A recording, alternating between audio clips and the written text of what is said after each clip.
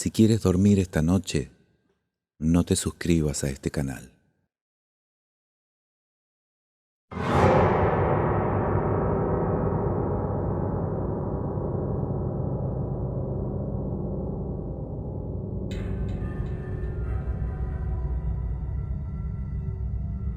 Siempre recordaré al hombre de trapo, no necesariamente por los harapos que vestía o su mirada profunda, sino por la historia que me contó.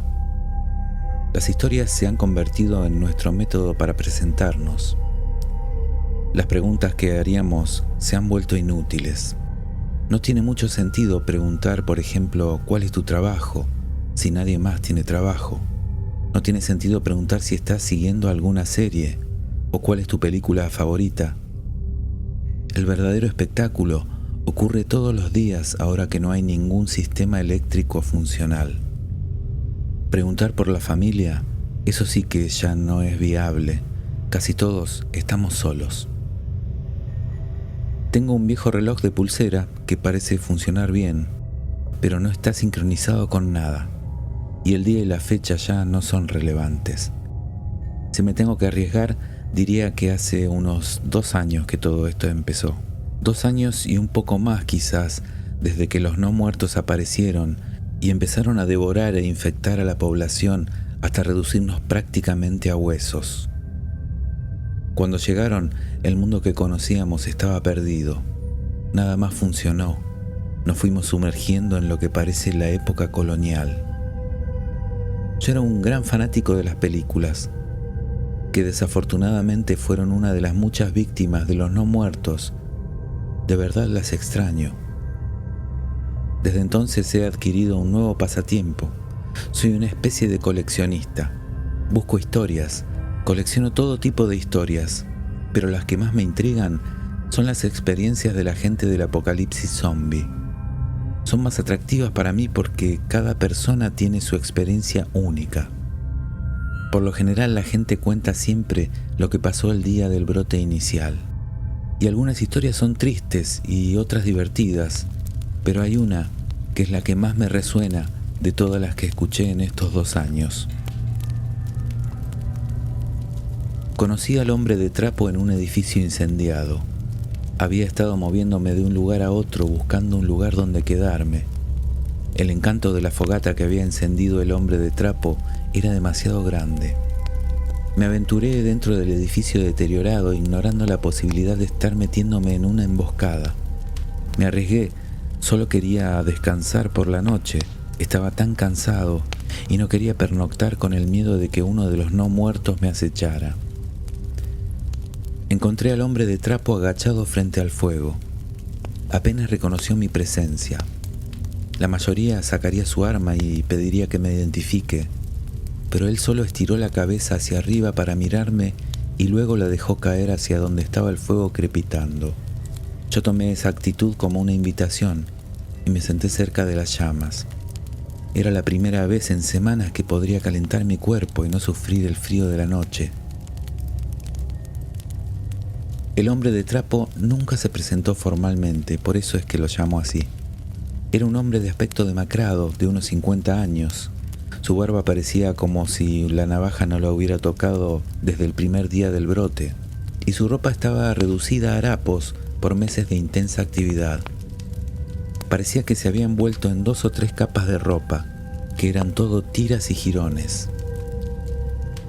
Nos miramos unos momentos en silencio, antes de que comenzara a hablar, sin presentación ni declaración de intenciones. Como si supiera que yo esperaba eso, comenzó de la nada a contar su historia. Los primeros días del brote nos refugiamos en un edificio de oficinas y allí sobrevivimos a duras penas, dijo. Comimos la comida que encontramos en la sala de descanso. Se habló mucho de lo que estaba pasando. Todos estaban convencidos de que los militares estaban en camino. Y así debió ser. Estamos en Estados Unidos. Todos esperábamos que el resurgimiento militar fuera rápido y eficaz. Pensamos que esta plaga infernal se resolvería en cuestión de días. Yo tuve mi primer encuentro real con un infectado la noche que entramos por primera vez en el edificio de oficinas. Uno de los míos sugirió que revisáramos el edificio para asegurarnos de que estaríamos a salvo en ese lugar con barricadas. La mayoría de los empleados habían huido. Parece que nadie quería pasar el apocalipsis en su antiguo lugar de trabajo.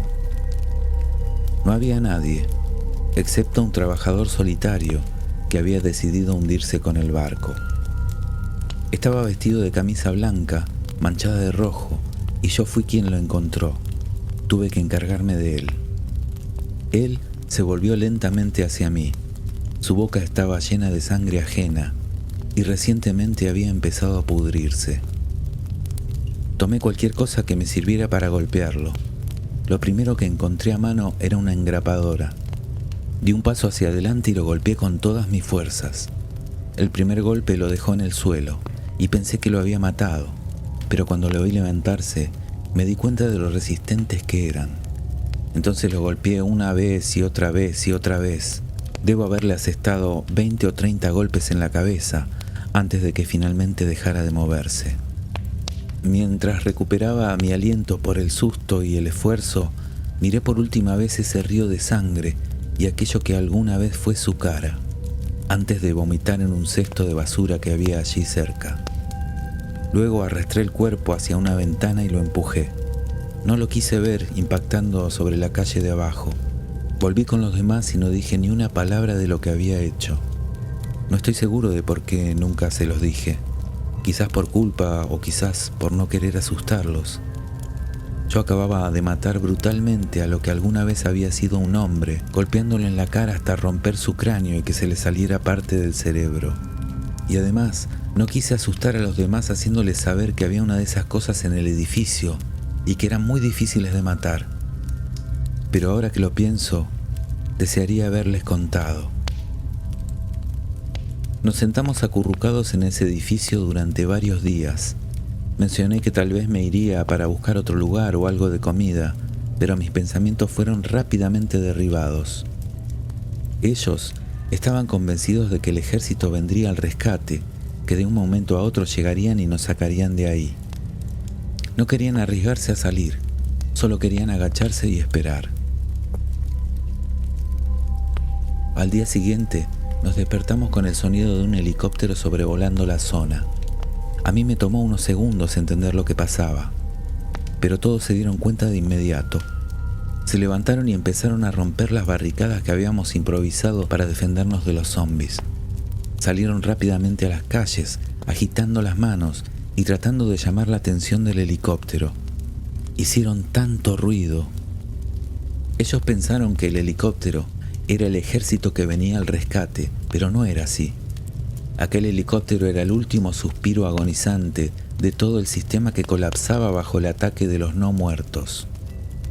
Ese helicóptero no estaba aquí para evacuarnos. Por el contrario, estaba escapando de la base que había sido atacada por las criaturas. Me paré en la puerta y los vi suplicar por ayuda. En ese momento me di cuenta de la diferencia entre ellos y yo.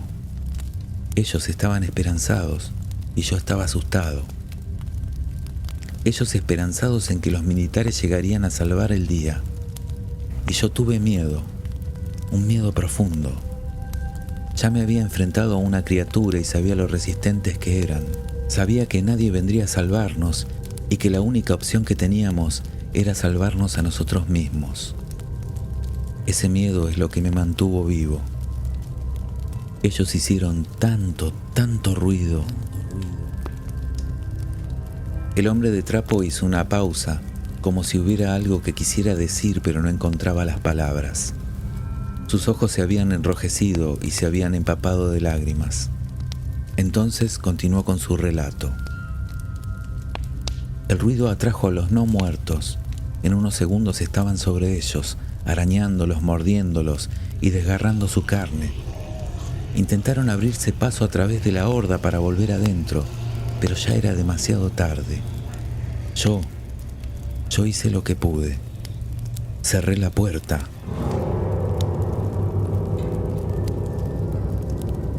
Sabía que no había nada más que pudiera hacer.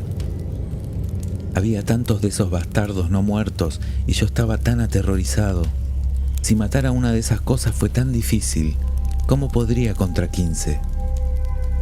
Vi que los zombies estaban distraídos y si los dejaba entrar moriríamos todos. Después de cerrar, volví a poner barricadas. Algunos de mi grupo llegaron hasta la puerta. Yo traté de cerrar mis oídos a las súplicas. Me repetí a mí mismo 1000 veces que era demasiado tarde para ellos. Me dije a mí mismo que podría superar todo esto si me callaba y los ignoraba. Ellos se dieron cuenta de lo que les estaba haciendo y sus ruegos para que los dejara entrar se convirtieron en maldiciones. Ellos me llamaron de la peor manera imaginable. Me llamaron amigo, me llamaron papá, me llamaron amor. Ellos eran mi familia. El hombre de trapo se hundió en sí mismo y se deshizo en lágrimas. Nos fuimos a dormir en lugares opuestos del fuego y a pesar del calor de las llamas, sentí un escalofrío por todo el cuerpo. No estoy seguro de por qué el hombre de trapo me contó su historia. Ahora que lo pienso, quizás necesitaba una confesión. Cuando desperté a la mañana siguiente, aquel hombre se había ido. Las brasas del fuego quedaron como prueba de que realmente había existido. Me cuesta pensar cómo un hombre puede sobrevivir a algo así después de abandonar a su familia de esa manera. El mundo está plagado de infectados, sí, pero ese hombre andrajoso, el hombre de trapo, siento que él es en verdad un muerto en vida.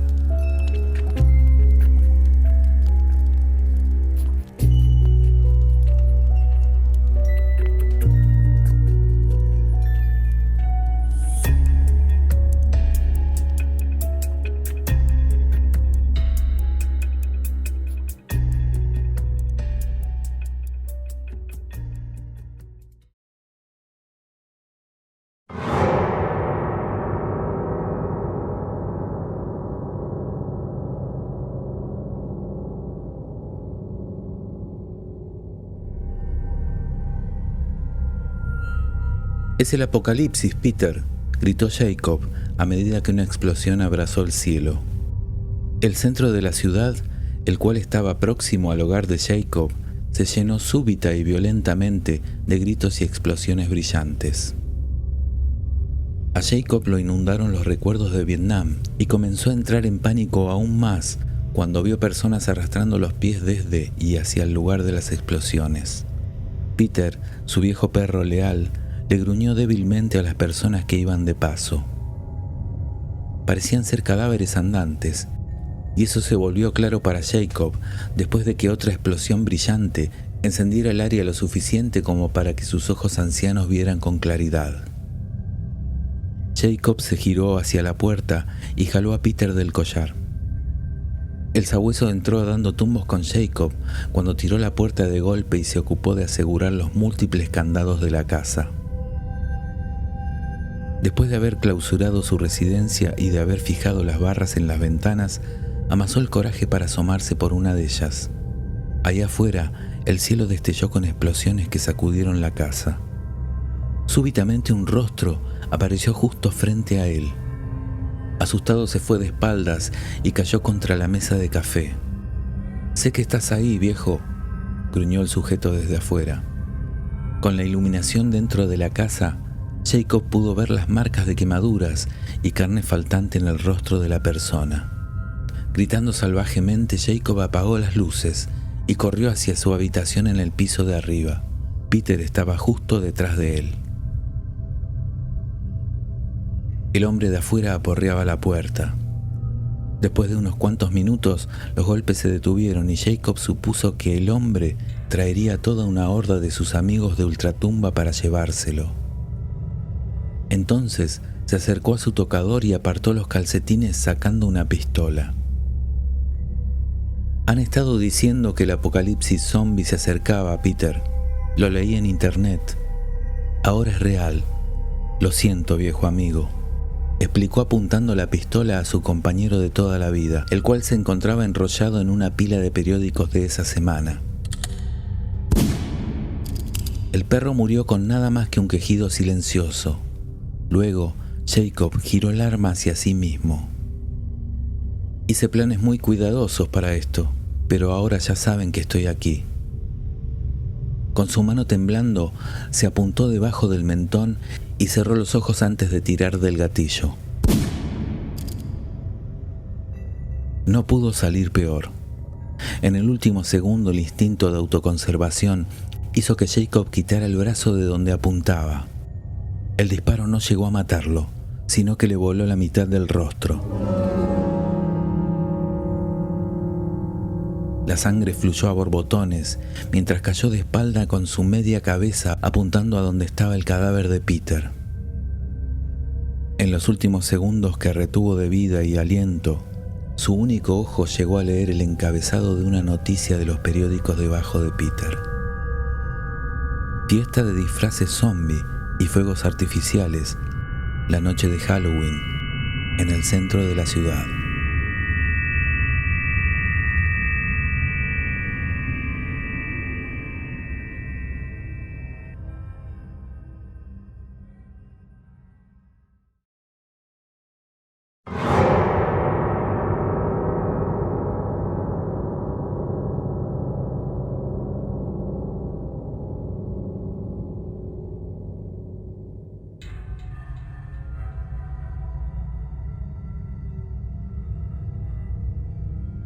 De la misma manera en que ocurrió la pandemia del COVID, eso que parecía imposible, que solo veíamos en series y películas de ficción, un día de pronto pasó. Esta vez fue más grave, y ahora que estamos llegando a límites extremos, sé que no solo es grave, sino definitorio. Esta vez no hay vacuna posible, no existe aislamiento que nos salve. Esta vez, esa nube que no se disipa nunca ha cambiado el paisaje y ha cortado el ciclo natural que nos mantuvo vivos durante milenios. No hay fotosíntesis, no crece nada entonces.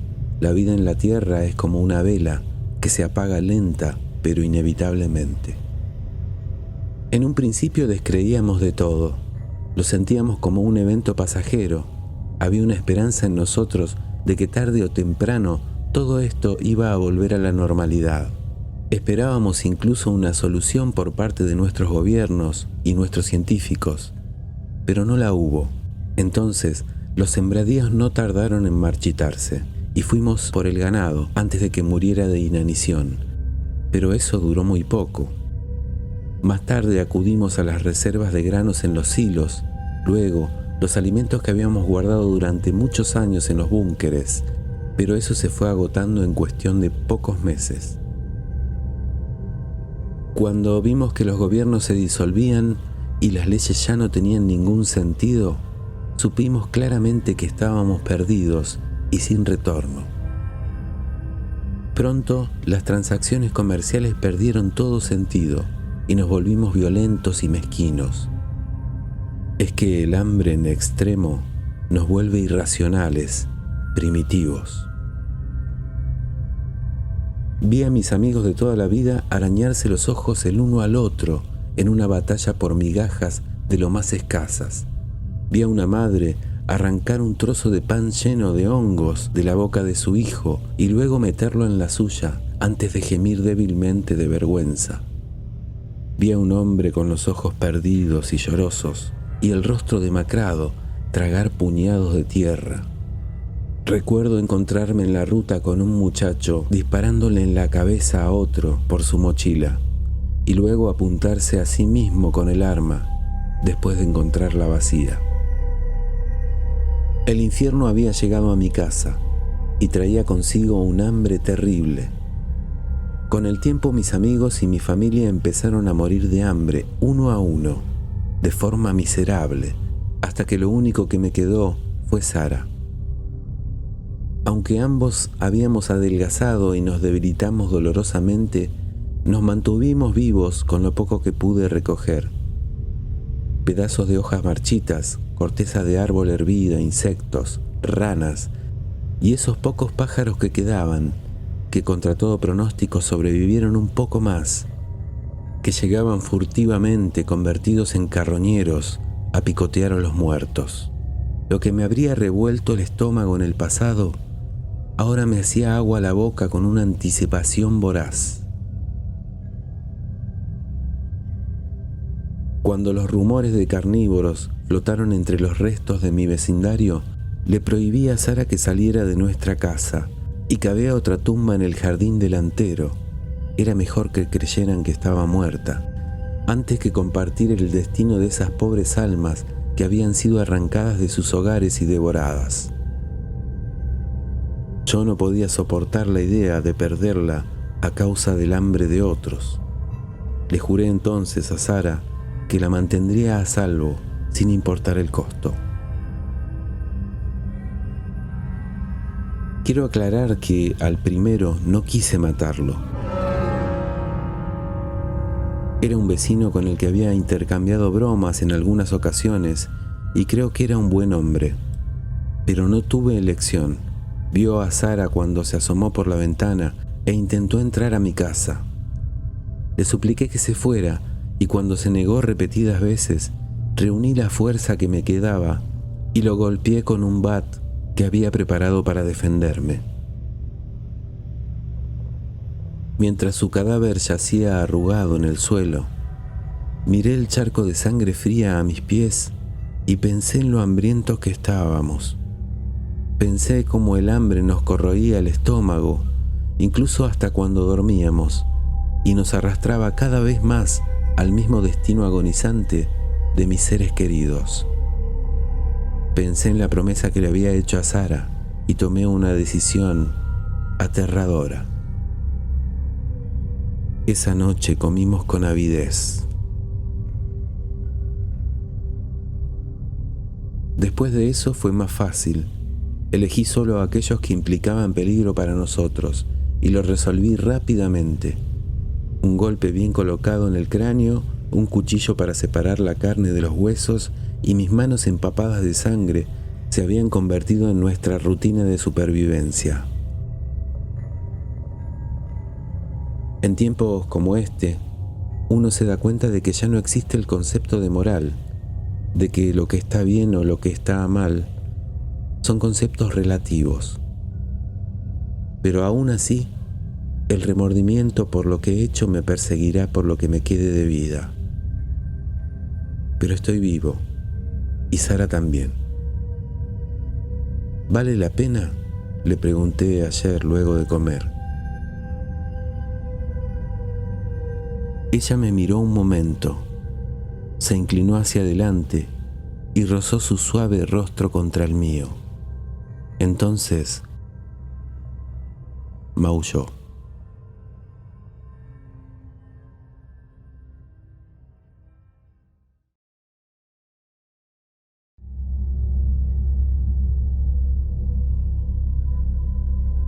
Mi nombre es Thomas Archer. Con suerte, pronto estaré muerto. Los vestigios del apocalipsis están sobre nosotros. Mi grupo se fue diezmando hasta que no quedó nadie.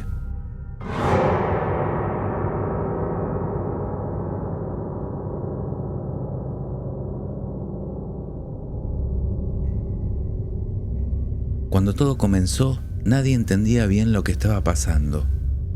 Fui testigo del pánico ciego, revueltas y suicidios en masa.